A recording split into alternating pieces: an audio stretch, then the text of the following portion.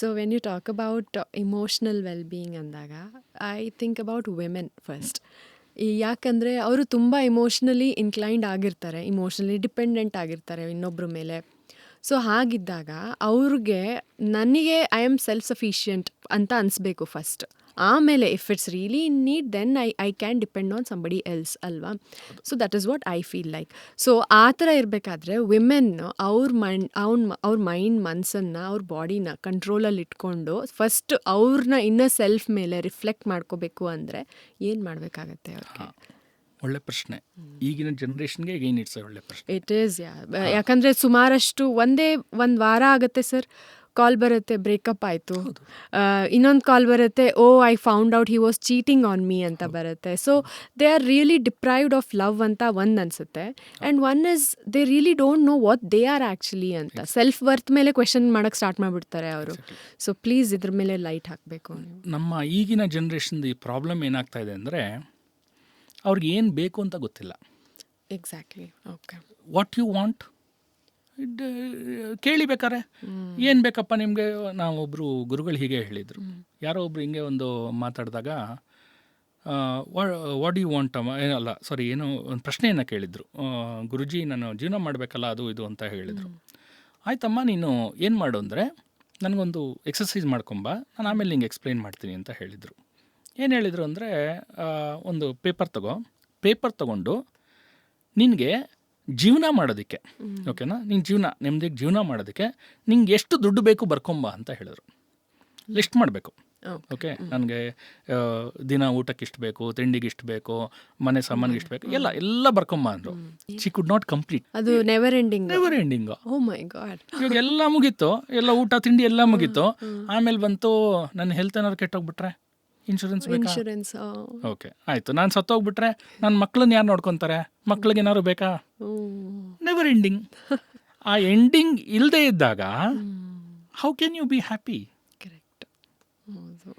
You will never be happy. ಆ ending ಇರ್ಬೇಕು ತಾನೆ. ಎಲ್ಲೋ ಒಂದು ಕಡೆ ಎಂಡ್ ಇದೆ ಅಂದರೆ ನೀನು ವಿಲ್ ಬಿ ಹ್ಯಾಪಿ. ಮೊನ್ನೆ ಯಾವುದೋ ಒಂದು ಹಿಂಗೆ ಪಾಡ್ಕಾಸ್ಟ್ ನೋಡ್ತಾ ಇದ್ದೆ. ಅದರಲ್ಲಿ ಈ ಟೆರರಿಸ್ಟ್ನ ಟ್ರೈನ್ ಮಾಡೋದನ್ನ ಹೇಳ್ತಾ ಇದ್ರು. ಈ Taliban America could not do anything, ಹೌದಾ? They went back. ಯಾಕೆ ಅಷ್ಟು ಒಳ್ಳೆ ಫೋರ್ಸ್ ಆಗಿ ಯಾಕೆ ಅವ್ರನ್ನ ಏನು ಮಾಡೋಕ್ಕಾಗಲಿಲ್ಲ ಅಂದರೆ ಬೇರೆ ಎಲ್ಲ ಸೈನಿಕರಿಗೆ ಆಗಲಿ ಬೇರೆ ಎಲ್ಲ ಟೆರರಿಸ್ಟ್ ಕ್ಯಾಂಪ್ಗಳಿಗಾಗಲಿ they know what is the end. ಅಂದರೆ ಇವಾಗ ನಾನು ಫಾರ್ ಎಕ್ಸಾಂಪಲ್ ನಾನು ಎನಿಮಿ ಕಂಟ್ರಿ ನಾನು ಅಟ್ಯಾಕ್ ಮಾಡಬೇಕು ಅಂದರೆ I will go till that place and my job is over ಅನ್ನೋದು ಗೊತ್ತು. ಬಟ್ ತಾಲಿಬಾನ್ ಅವ್ರನ್ನ ಹೇಗೆ ಟ್ರೈನ್ ಮಾಡ್ತಾರೆ ಅಂದರೆ okay they doesn't know what is the end. So when a person does not know what is the end he will always be fighting. So it never ends. So ಅದಕ್ಕೋಸ್ಕರ even Americans could not do anything, they went back. ನಮ್ಮಲ್ಲಿ problem ಆಗ್ತಾ ಇರೋದು ಅದೇ. Nobody knows what to do. ಏನು ಮಾಡಬೇಕಪ್ಪ, ಏನೋ 10 lakhs per annum, 15 lakhs per annum, ಎಷ್ಟೋ 50 lakhs per annum. ಏನು ಮಾಡಬೇಕು? ಪ್ಲ್ಯಾನ್ ಮಾಡಬೇಕು ಅಲ್ಲ, ಏನು ಪ್ಲ್ಯಾನ್ ಮಾಡ್ತೀರಾ? ಒಬ್ಬ 22ನೇ ವಯಸ್ಸಿನ ಹುಡುಗಂಗೆ he is getting around 20 lakhs per annum. Okay, what ಆಯ್ತಪ್ಪ ಏನು ಮಾಡ್ತೀಯ ಅಂದರೆ he does not know. Finally what he will do is on Fridays he will search a pub. Correct, ಹೌದಾ? He will search a pub or something ಔಟ್ಸೈಡೋ ಏನೋ ಒಂದು ಕಡೆ ಹೋಗಿ ಅದನ್ನು ಮುಗಿಸೋದಕ್ಕೆ ನೋಡ್ತಾನೆ ಹೊರತು he doesn't know what I have to do with that money. So what are job is, so first thing is ಏನಂದರೆ to make them understand, even for the girls ಆಗಿರ್ಬೋದು, ಈವನ್ ಫಾರ್ ದ ಬಾಯ್ಸ್ ಆಗಿರ್ಬೋದು, we should make them understand what is their objective. ನೀವು ಏನು ಮಾಡಬೇಕು ಅಂತಿದ್ದೀರಾ, ಅದರ ಮೇಲೆ ಅವರ ಮಕ್ಕಳನ್ನು ನಾವು ಟ್ರೈನ್ ಮಾಡಬಹುದು. ಯಾಕೆಂದ್ರೆ ಇಲ್ಲಿ ಪ್ರಾಬ್ಲಮ್ ಅದು ಇವಾಗ ಒಂದು 25 ವರ್ಷ 30 ವರ್ಷ ಆಗಿರೋರನ್ನ ಬಿಟ್ಬಿಡಿ. What is the next generation? We should always think about the next generation. ಯಾಕೆಂದರೆ ನಮ್ಮವರೆಲ್ಲ, ನಮ್ಮ ಹಳುಬ್ರೆಲ್ಲ ನಾವು ಒಂದು 2-3 ಜನ್ರೇಷನ್ ಬಿಟ್ಟು ಥಿಂಕ್ ಮಾಡಿದ್ದಕ್ಕೆ ವಿ ಆರ್ ಹಿಯರ್, ಆರಾಮಾಗಿ ಕೂತಿದ್ದೀವಿ, ಹೌದಾ? ಇನ್ನು ನಾವು ನಮ್ಮ ನೆಕ್ಸ್ಟ್ ಜನ್ರೇಷನ್ ಅಥವಾ ಅವ್ರ ನೆಕ್ಸ್ಟ್ ಜನ್ರೇಷನ್ 2 ಜನ್ರೇಷನ್ ಥಿಂಕ್ ಮಾಡಲಿಲ್ಲ ಅಂದರೆ ಅವ್ರು ಈ ಥರ ಕೂತ್ಕೊಳ್ಳೋಕ್ಕಾಗಲ್ಲ.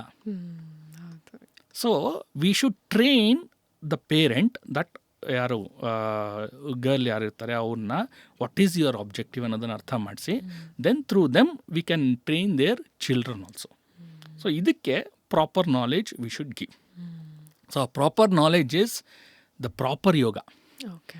ಅಗೈನ್ ಪವರ್ ಯೋಗ, ಅದು ಏನು aqua yoga, anti gravity yoga, below gravity yoga, upper gravity yoga ಅಲ್ಲ. Okay, proper knowledge about the system and proper knowledge about the things which is mentioned in the yoga. So give them the proper knowledge, proper information and make them to follow certain things. Definitely it will reduce the stress and they can able to handle the life most easiest way. Okay. ತುಂಬ ಒದ್ದಾಡೋ ಬದಲು most easiest ವೇನಲ್ಲಿ handle ಮಾಡೋದು. ಇವಾಗ problem ನೀವು ಹೇಳಿದ್ರಿ ಅವಾಗಲೇ, ಏನು ಅಂದರೆ 1 month ಮದುವೆ ಆಗುತ್ತೆ, ನೆಕ್ಸ್ಟ್ ಮಂತ್ ಬ್ರೇಕಪ್ ಆಗುತ್ತೆ ಅಂತ. ಒಂದು ಉದಾಹರಣೆಯನ್ನು ಕೊಡ್ತೀನಿ, ಪ್ರಾಕ್ಟಿಕಲ್ ಉದಾಹರಣೆ. ಹೀಗೆ ನಮಗೆ ಗೊತ್ತಿರೋರೊಬ್ಬರು ಮದುವೆ ಆಯಿತು. ಮದುವೆ ಆಗಿ ಒಂದು 2-3 ದಿವಸ ಆಯಿತು. ಆ ಮನೆಯಲ್ಲಿ ಅತ್ತೆ ಇರಲಿಲ್ಲ, ಬರೀ ಮಾವ ಮತ್ತು ಮಗ. ಅತ್ತೆ ಹೋಗ್ಬಿಟ್ಟಿದ್ರು ಯಾವಾಗಲೂ, ಮಾವ ಮತ್ತು ಗಂಡ. 2-3 ದಿವಸ ಆಯಿತು. ಆಮೇಲೆ ಎಬ್ಸಿದ್ದಾರೆ, ಹುಡುಗಿನ ಎಬ್ಬಿಸ್ಬಿಟ್ಟು ಅಡುಗೆ ಮಾಡಮ್ಮ, ತಿಂಡಿ ಮಾಡಮ್ಮ ಅಂತ ಹೇಳಿದ್ದಾರೆ. ಹುಡುಗಿ ತಕ್ಷಣ ಕೋಪ ಮಾಡಿಕೊಂಡು, ನಾನೇ ನಿಮ್ಮನೆ ಕೆಲಸದವಳ ಅಡುಗೆ ಮಾಡೋದಕ್ಕೆ ಅಂತ ಹೇಳ್ಬಿಟ್ಟು, you believe it or not, ಬಿಟ್ಟು ಬಂದ್ಬಿಟ್ರ. ಮನೆನೇ ಬಿಟ್ಟು. ಡೈವರ್ಸ್ ಆಯ್ತು ಆಮೇಲೆ. ಯಾಕೆಂದ್ರೆ ನಾನು ಕೆಲಸ ಮಾಡೋಕ್ಕೆ ಹೇಳ್ತಾ ಇದ್ದಾರೆ ಅಂತ. So I am not telling that ಹುಡುಗಿರು ಮಾಡಬಾರ್ದಾ, ಯಾಕೆ ಸರ್ ಅವರು ಇದು ಮಾಡಬಾರ್ದಾ, ಆ ಥರ ಅಲ್ಲ. ಯಾವ ಸಿಚುಯೇಷನ್ಗೆ ಹೆಂಗೆ ರಿಯಾಕ್ಟ್ ಮಾಡಬೇಕು ಅನ್ನೋದು ಗೊತ್ತಿಲ್ಲ ಅವ್ರಿಗೆ. ಹುಡುಗರಿಗೂ ಅಷ್ಟೇ. I am not telling again ಬರೀ ಹುಡುಗಿರು ಅಂತಲ್ಲ, ಹುಡುಗರು ಅದೇ problem. They doesn't know how to handle wife. That is a problem. Okay. They doesn't know how to handle a wife. They doesn't know how to handle mother in front of the wife. Or they doesn't know how to handle wife in front of the mother. Okay. Okay. ಸುಳ್ಳು ಹೇಳಿ handle ಮಾಡು ಅಂತ ನಾನು ಹೇಳ್ತಾ ಇಲ್ಲ. But there has to be some ಒಂದು strongness ಇರಬೇಕಲ್ವಾ. You have to support when this is right, you have to support there when that is right. ಅದು ಗೊತ್ತಾಗ್ತಾ ಇಲ್ಲ. ಇದು ಯಾಕೆ ಗೊತ್ತಾಗ್ತಾ ಇಲ್ಲ ಅಂದರೆ, because of the nuclear families. ಒಬ್ಬೊಬ್ಬರೇ ಬೆಳೆದ್ಬಿಟ್ಟಿರ್ತಾರೆ. ಯೂಶ್ವಲಿ ಏನಾಗ್ಬಿಡತ್ತೆ, ನೀವು ನಮ್ಮ ನಾರ್ತ್ ಕರ್ನಾಟಕ ಕಡೆ ಹೋದರೆ, ನೀವು ಈ ಹುಡುಗರು ಇರ್ತಾರೆ ನೋಡಿ, ಗಂಡು ಮಕ್ಕಳು, ನೀನು ಗಂಡು ಮಗ ಕಣೋ, ನೀನು ಯಾಕೆ ಕೆಲಸ ಮಾಡ್ತೀಯಾ, ಇದು ತುಂಬ ಇದೆ ನಾರ್ತ್ ಕರ್ನಾಟಕ ಕಡೆ ಹೋದರೆ. ಲೋಟ ತೊಳೆದ್ಬಿಟ್ಟ ಅವನು ಅಂದರೆ, ಒಂದು ತಟ್ಟೆ ತೊಳೆಯೋದು ಬೇಡ, ಆ ತಟ್ಟೆನ ತೊಗೊಂಡೋಗಿ ಇದು ಬಚ್ಚಲ್ ಮನೇಲಿ ಇಟ್ಬಿಟ್ಟ ಅಥವಾ ಅಲ್ಲಿ ಹೆಂಡತಿಗೆ ಹೆಲ್ಪ್ ಮಾಡಿಬಿಟ್ಟ ಅಂದರೆ, ಗಂಡು ಮಗಾಗಿ ನಾಚಿಕೆ ಆಗಲ್ವ ನೀನು ಕೆಲಸ ಮಾಡೋಕ್ಕೆ ಅಂತ ಬೈತಾರೆ. ಅದೇ ಥರನೇ ನಮ್ಮ ಈ ಕಡೆ ಸೌತಿಗೆ ಬಂದರೆ, ಒಬ್ಬಳೇ ಮಗಳಿರ್ತಾಳೆ. ಇವಾಗ ನನಗೂ ಪ್ರಾಬ್ಲಮ್ ಅದೇ, ಒಬ್ಬಳೇ ಮಗಳು. ಓಕೆನಾ, ಏನಂತ ಬೆಳೆಸ್ಬಿಡ್ತೀವಿ, ನೀನು ನನ್ನ ಗಂಡು ಮಗ ಇದ್ದಂಗೆ, ನೀನು ರಾಣಿ ಥರ ಇರಬೇಕು, ನೀನು ಕೆಲಸ ಮಾಡಬೇಡ, ನೀನು ರಾಣಿ ಥರ ಇರಬೇಕು, ಕೆಲಸ ಮಾಡಬೇಡ, ನೀನು ರಾಣಿ ಥರ ಇರಬೇಕು, ಕೆಲಸ ಮಾಡಬೇಡ ಅಂತ ಕಳಿಸ್ಬಿಡ್ತೀವಿ. ಬಟ್ ನಾವು ಒಂದು ತಪ್ಪು ಮಾಡೋದೇನು ಅಂದರೆ, ನಮಗೆ ಬೇಕಾಗಿರೋದು ಕಿತ್ತೂರು ಚೆನ್ನಮ್ಮ ರಾಣಿ ಥರ. ನಮಗೆ ರೋಗ ಬಂದಿರೋ ರಾಣಿ ಬೇಡ, ಹೌದಾ? ಸ್ಟ್ರಾಂಗ್ ರಾಣಿ ಇರ್ಬೇಕು ಅಲ್ವಾ? ಸ್ಟ್ರಾಂಗ್ ರಾಣಿ ಇರ್ಬೇಕು ತಾನೆ. ಸ್ಟ್ರಾಂಗ್ ರಾಣಿ ಅಂದರೆ ದೇ ಹ್ಯಾವ್ ಟು ವರ್ಕ್. ಆ ವರ್ಕ್ ಮಾಡಿಸಿದ್ರೆ ಸ್ಟ್ರಾಂಗ್ ಆಗೋದು. ಇಲ್ಲ ಈ ರಾಯಲ್ ಫ್ಯಾಮಿಲಿ ರಾಣಿಗಳಿದ್ರೆ, ನಿಮಗೆ ಗೊತ್ತು, ರಾಯಲ್ ಡಿಸೀಸಸ್ ಅಂತಾನೆ ಬೇಕಾದಷ್ಟಿದೆ, ಅದನ್ನ ಫೇಸ್ ಮಾಡ್ಕೊಂಡಿರ್ತೀವಿ. So we are doing the mistakes there. We are growing up male also and female also. ಆ ತಪ್ಪನ್ನು ಮಾಡ್ತಾ ಇದ್ದೀವಿ. ಆ ತಪ್ಪು ಆಗ್ತಾ ಇರೋದ್ರಿಂದ ಇವಾಗ doesn't know what to do. So ಅದಕ್ಕೆ ಬೆಸ್ಟ್ ಥಿಂಗ್ ಈಸ್, ಅದಕ್ಕೆ ಪತಂಜಲಿ ಯೋಗ ಸೂತ್ರದಲ್ಲಿ ಅಷ್ಟಾಂಗ ಯೋಗದಲ್ಲಿ ಬರುತ್ತೆ. ಆ್ಯಕ್ಚುಲಿ ಯಮ, ನಿಯಮ, ಆಸನ, ಪ್ರಾಣಾಯಾಮ, ಪ್ರತ್ಯಾಹಾರ, ಧಾರಣ, ಧ್ಯಾನ, ಸಮಾಧಿ, ಅಷ್ಟಾಂಗ ಯೋಗ 8 ಸ್ಟೆಪ್ಸ್ ಬರುತ್ತೆ. ಇದರಲ್ಲಿ ಅದು ಯಮ ನಿಯಮದಲ್ಲಿ ಬರುತ್ತೆ. ನಿಯಮದಲ್ಲಿ ಸ್ವಾಧ್ಯಾಯ ಅಂತ ಬರುತ್ತೆ. ಸ್ವಾಧ್ಯಾಯ ಅಂದರೆ ಸೆಲ್ಫ್ ಸ್ಟಡಿ ಅಂತ. ನೀನು ಸರಿಗಿದ್ದೀನೋ ಇಲ್ವೋ ಅಂತ ನೀನು ಸ್ಟಡಿ ಮಾಡು ಅಂತ ಹೇಳೋದು.